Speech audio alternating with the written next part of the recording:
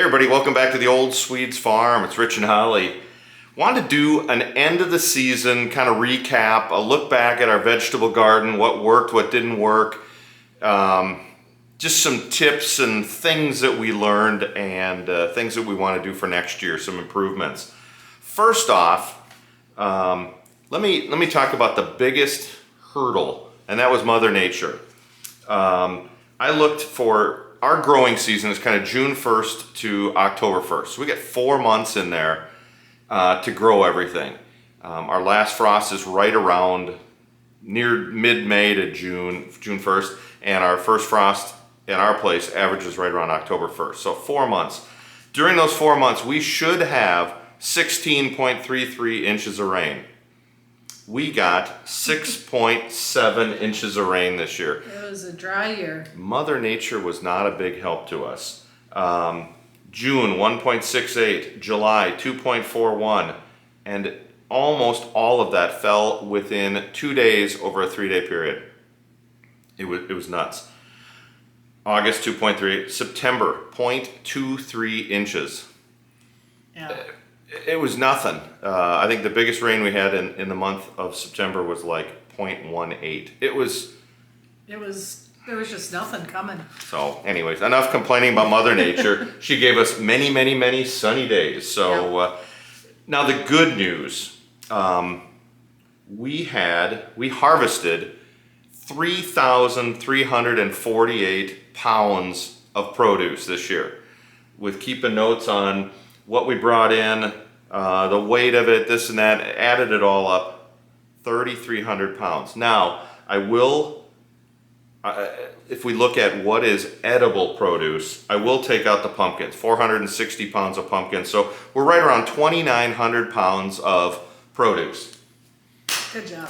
Hot dog. And how big of a space did we have? Yep, that's what I wanted. Thank you, good segue. Someone helped me figure this out, and our garden width and length, it comes out to about 0.29 acres. So 2,900 pounds for 0.29. Between a quarter and a third of an acre. Yep. So I kind of extrapolate out, if we had a full acre going at that ratio, we could do 10,000 pounds of produce.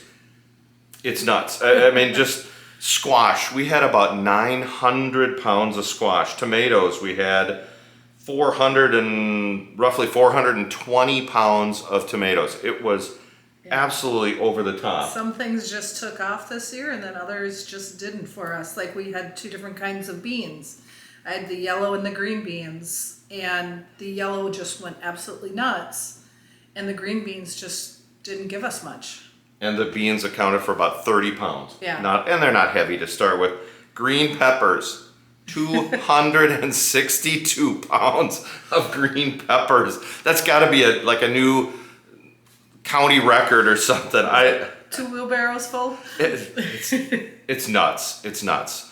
So what would we, I'm saying overall, big success. Mm-hmm. I would say our tomatoes, and the way we arch the tomatoes to really get them up and thin them out, huge success. Yes. But also I'm going to say success and a failure.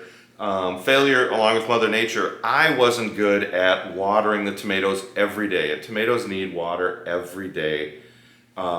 So we had some cracked tomatoes. We had some of our bigger ones really cracked and...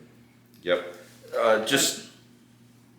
They cracked. The success was the poundage that we got. The amount of produce that we got from Tomato Alley was incredible. Yep, and we're still working through it. You are today. We had eight different varieties, 5 plants each. Now I might not go 5 plants each next time, especially for the cherry tomatoes. Yeah. That's we can cut back absolute on the number, overload. We could add another variety in there. So knowing that we had our slicer was German pink. I don't know if I'd do that again. No. I might do some other slicer anyways. Yep. We did New Jersey Devil. Yep. Or Jersey Devil. San Marzano and Amish paste. Amish paste. There's our paste tomatoes. You've made some great paste. Would you do anything different? No, I think they all turned out really good. They each had their pros and cons. Like I said, the San Marzanos, since they were smaller, they didn't tend to split at all. The Jersey Devils tended to split a little bit. But that was because I would sometimes go a few days without watering, and then I'd water, and Yeah. that led to that. So I need to have Yep. consistent watering. But the Amish paste, since they did tend to get the bigger fruit, are the ones that split the most. So, I mean, I definitely do them all again, but we just need to keep up on the watering. If we water them better. The garden fabric worked incredible. One thing we're gonna do next year is expand that into another area and try to have more area for individual plants, not more peppers, but more individual plants to get that done. A failure this year was our brassicas, the broccolis and cabbages, and the Brussels sprouts, some of that stuff. The cabbage butterflies, those white butterflies, just savage that stuff. I need to get something to cover that, and we're working on that. We Yeah. talked about that on one of our lives and got some great ideas, but I want to enclose an area that's about 18 feet by 50, so it's not going to be a simple task. And I don't want to just throw some fabric out there and have it get all beat up and then have to buy it again. So I'm trying to look at a permanent solution to have our brassicas in there, because that was a failure. And just the heat, we didn't get any broccoli because it just bolted immediately. So we need to work on that. Eggplant, huge success. Oh yeah, the two varieties that we planted, I was expecting one to start producing before the other. They both took off at the same time. Like the peppers, explosion. Yep, but it was good to try the two different varieties. And I think I would do those both again. Oh, for sure, for sure. Yeah. The two varieties, and maybe we'll write down below what we planted, so you can see what varieties we did plant. To keep the garden fabric from blowing away, we bought 6 raised or cattle troughs that we used 8-foot for cattle troughs. that we used for Our raised beds. our root crops, and the potatoes. We used 2 of them for potatoes. Huge success. I just need to work that soil to loosen it up. It got very compact and didn't have enough organic material in it, I Yeah. think. Well, and then the carrots did great in there. And the soil around Yeah. the carrots did great, even though the soil was rock hard at the It end. still wasn't as hard as what it would have been in the garden, though. Correct. It was So it just. was hard, just not the clay soil hard that we got. I needed a trowel to get some of the carrots out. So that tells you. The onions, I think we need to plant them a little higher, get them in earlier if possible. With those troughs and all this stuff, we were backed up to about July 1st before they got in. So Well, and the weather didn't help either. some things there. We're, along with the weeding, putting in more fabric. I want to put in some more fabric where plants that don't root at every juncture, like pumpkins, they'll put out the vine will go out, put a leaf up, and at that point it wants to put a root down. Yeah. Can I put garden fabric under that? No way. Could I do garden fabric underneath the watermelon, the cantaloupe, The acorn squash. some of that stuff? Yeah. You bet. And with acorn squash and spaghetti squash, some of those things that don't put out a root, I'm looking at how can I get some more cattle panels and maybe go vertical with that. Instead of using more horizontal space in the yard, how do I go vertical to get more yield in a smaller area instead of letting it spread out? Yeah. So there's something. Trying to think of what, we want to continue to work the soil and put in more things. We've never done any lettuce. Trying to think of other things that, we're trying to offer more product to our CSA Yeah. and open it up to more families The lettuces and kales and that kind of stuff that that we've never we grown. can. Yeah. Because to put in a row of lettuce, it is a non-stop battle, has been, with weeds. And so, no way. Yeah. We just need to continue to work that, and also more garden fabric around the peas and beans and Yep. cucumbers. I gotta find a way to get the cucumbers to grow upward. They just did not want to These- grab the cattle panel. And these actually just seem to be more of a smaller, they wanted to stay lower and compact. They didn't vine out even a ton when they were on the ground. So I don't know if it's just that variety. Yep. We look at something a little different that will vine up for us. I don't know. The buttercup squash didn't give a yield. I talked about it last year that it was a failure, and then I did it again. Yep. I'm done. I'm Yep. done with that. One thing we're looking at doing, we've got people in the community who want a certain amount of pumpkins for a school. They want The Jack B. little Littles Jack B. for- Littles for an old folks Craft home or a projects. school or a craft project. I want to do some contract gardening and have them say, you know what, here's how many of this squash I need, and we dedicate a hill of, say, Jack B. Littles, and they pay a certain price, and we're growing that hill just for them. It's all reserved. Whatever the produce that comes out of that hill, that's theirs. And do that for different people, for pumpkins and kind of end of the year crafty squash and pumpkins and Yeah. stuff. So we're looking at doing that for an income source. Also, we got connected with the food shelf Yes. because of the pepper explosion and the eggplant Yep. explosion. We brought over like 70 pounds of eggplant and peppers Yeah. to the food shelf. You know, we got extra space. We had extra tomato plants and stuff that were there.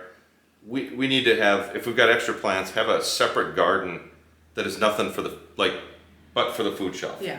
So then we can provide them with some fresh produce throughout the year. And go over there like every week or every other week with totally fresh produce and let them know that here's what we're coming with.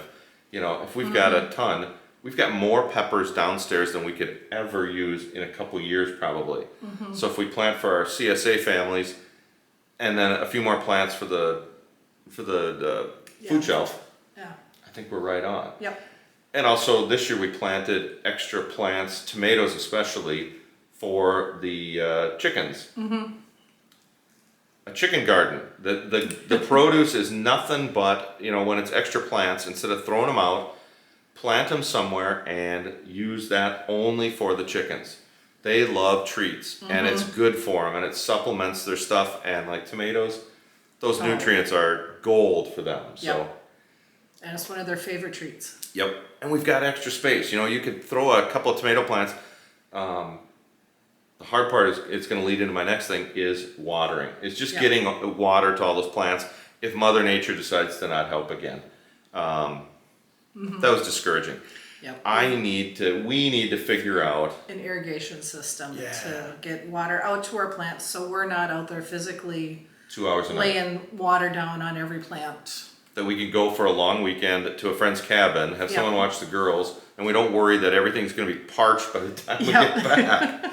You know, stuff like that. Yeah, or come home after a long day at work and then have to spend 2 to 3 hours out just watering. So watering is a huge part of garden fabric, some more raised bed Yep. tubs, an irrigation system that we can control different zones. Going vertical with more squash and cantaloupes and things. Yep, and maybe eliminating some things that did not work. And also just continuing to enrich the soil. We've got a great source of chicken manure out there, and our compost pile is like 10 feet by 5 feet by 4 Yeah. feet high right now. If I keep turning that over by spring, we're gonna have some darn good compost that we can throw into bigger piles to get better squash production in the same area. And refresh where we've been planting in the garden fabric. Yep, keep doing that. So we got plenty of ideas for improvements. I just wanted to share with y'all and bring Holly on, just kind of blah blah blah a little bit, just to explain what we went through. This would be good for us to watch in March. You know, when we're Yep. getting ready to plant, it'll refresh our minds. But we are really happy. When I started, we were going through and figuring the numbers together and came up with that 3348. So even, let's take out the pumpkins, 2,900 pounds. I could not be happier. Yep. I felt it in my back every now and then because we lifted it Yep. all. But 2,900, a ton and a half of produce out of that little garden that we've got. And I should say little. We're blessed with some space, so we've got a big garden, but it's still, you know, we got 3+ acres, and to use not even a third of an acre for vegetable production, I think we did good. wow, what else could we be doing? So I I will say, at the beginning of the year, I also put down goals of getting pine trees planted around the edge, the orchard planted. None of that happened. No. There was so much work in the garden and with the chickens. We're hoping next year we'll be able to That just didn't- put some minor infrastructure into the garden and then Go. start looking at the trees. Yep. And just, we have been working out in the forest to prepare the area for the orchard, pulling out all the weeds, all the buckthorn, all the Metal. garbage, yeah, the stuff that we're finding, the rubber, and we're still finding pieces of car. Yeah. There's just so much out there. And I've got the rototiller in for service. When that comes back, I'm gonna till that area. It'll pull up more rocks, but it'll start leveling that soil during the winter. So then come spring, we will be ready. And we still need to drop a few trees, so. Long video, long free-form video. You know, I've been making notes about the garden. This is kind of verbal note taking for next year, but I hope all of you are looking back on this season. You know, we're done, other than Holly's still working the tomatoes and producing that. As you're finishing up your garden, the best way for next year is to look back on this year and the notes that I hope you were taking for planning. What worked? What didn't work? What would you improve? What would you get rid of? Plant-wise and infrastructure. What can you do to improve on your gardening for next year so you get more production, healthier plants, bigger plants, that kind of thing. So start looking at that, and I'd love to see your videos. I challenge all of you that had a garden, do a video like this. Tell us what worked. We've seen your videos all summer of you gardening and your produce. What worked, what didn't work, and do that. So I'm getting long-winded about being long-winded. All right, everybody, thanks for watching. We really appreciate you following us along during our gardening season, and we got a few more things to talk about, but wanted to get this out there. Take care, everybody. Yep. Bye-bye. Thanks. Good night.